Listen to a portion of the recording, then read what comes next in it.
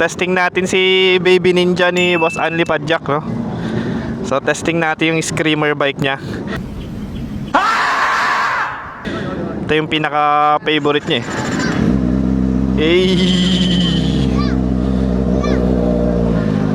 Testing.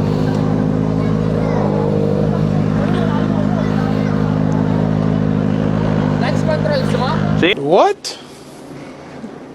Bro, what are you talking about, man? Yeah, boss, paano yung launch control, boss? O, rep mo. Yan. Oy! May launch control, par! Paano yun? O, bom, unti-unti.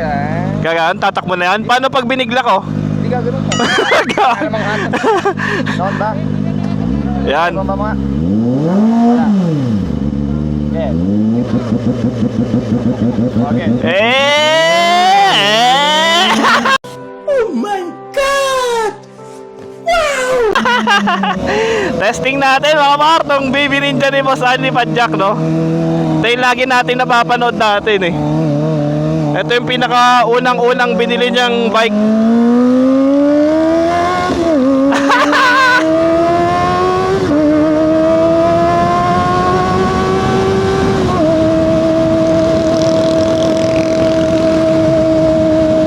Grabe.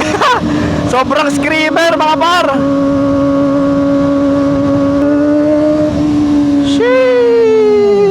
Pero masakit siya sa likod Oh no! So ikot na tayo par. Testing lang natin yung pagiging screamer bike nitong 25R ni Boss Anli Padjak, no? Ito yung nakakasabay natin nung may MT-03 pa tayo. Kahit 25R to mga par, sobrang tuling nito sa cornering. Lamang siya sa gaan.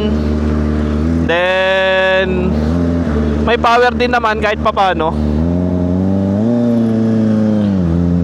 Mas mabait siya sa mga higher CC, kaya madali siyang i-control.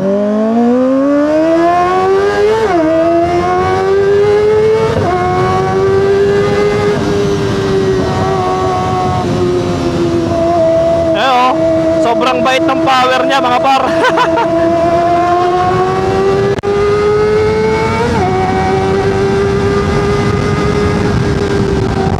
Tama, parang 150 na yung takbo ko, pero 84 pa lang, 100. Sobrang nakakatawa yung tunog niya, no?